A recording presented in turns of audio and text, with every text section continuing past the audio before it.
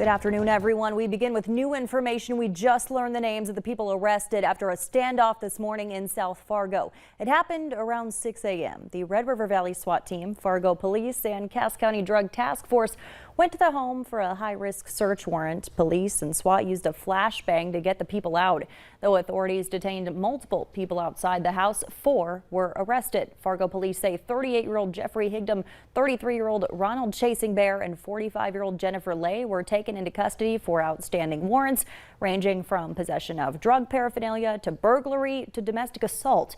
41-year-old Holly Parisian was arrested for possession of meth. 2 former Minneapolis police officers convicted of violating George Floyd's civil rights will be sentenced separately on federal charges tomorrow. J. Alexander King and Tu Thao will be sentenced in back-to-back hearings tomorrow morning.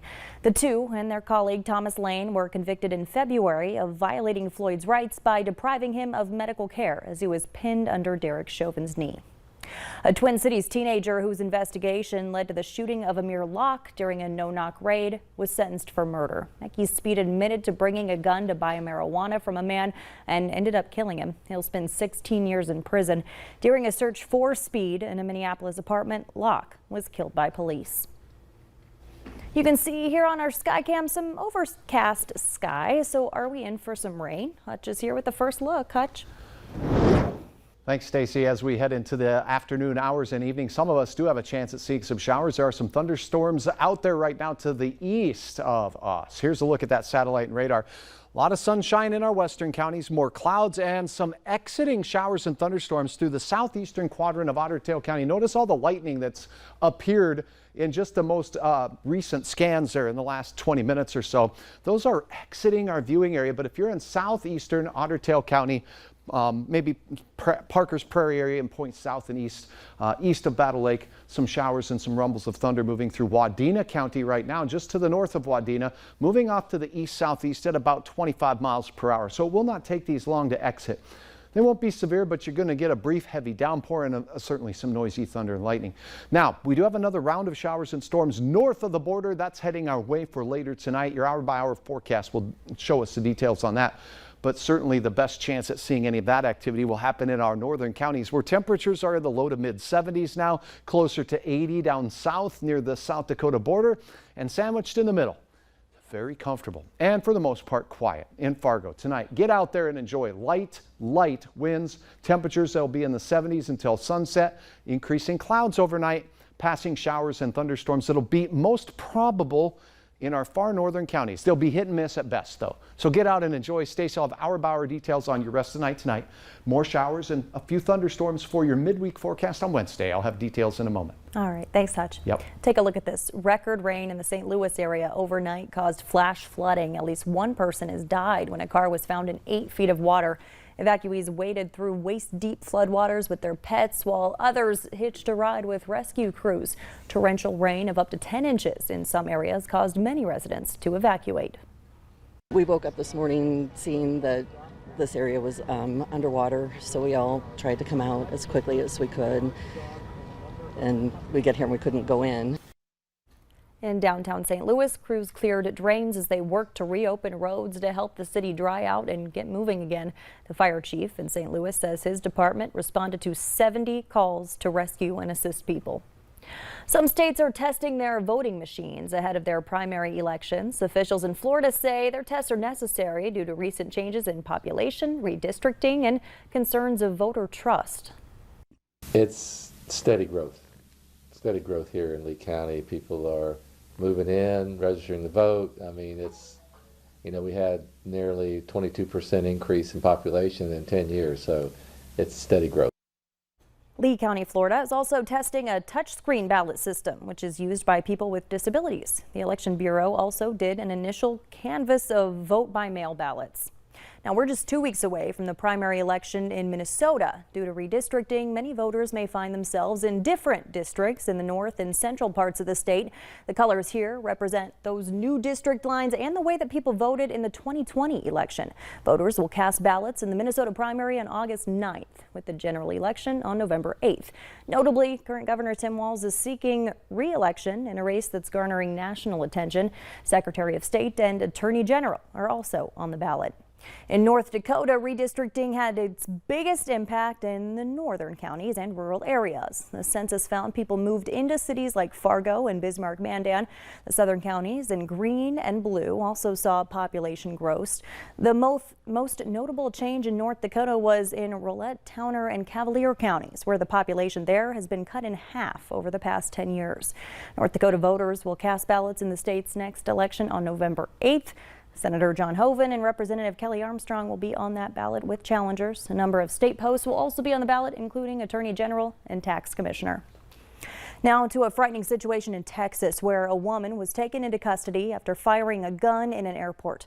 The suspect was the only person hurt. Police say she fired her weapon near the ticket counter. Nicole Nielsen has the story.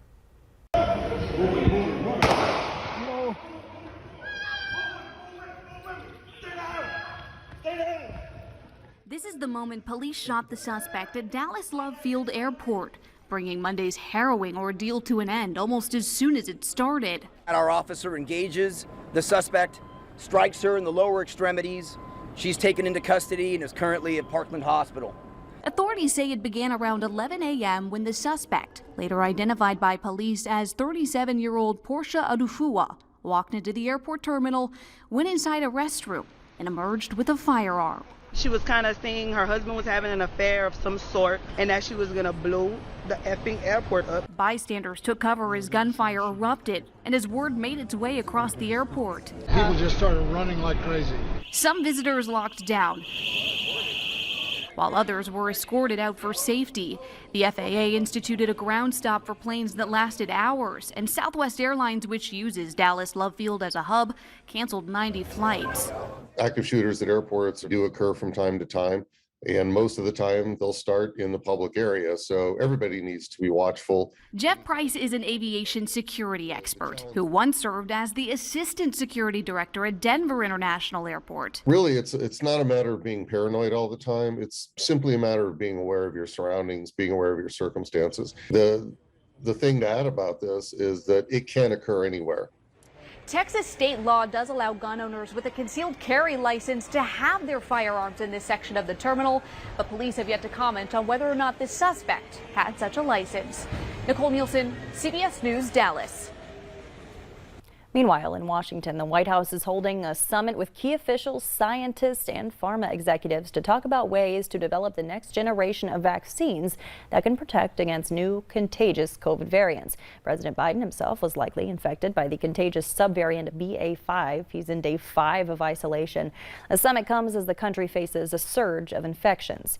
And a new Kaiser Family Foundation survey finds 43% of parents with children under 5 say they will definitely not get their children vaccinated against COVID. More than half of them say they consider the vaccine a greater risk than the virus. Michael George has details. Some parents rushed to get their young children vaccinated against COVID-19 as soon as they became eligible last month. But a new study finds most parents do not plan to get shots for their kids under age 5.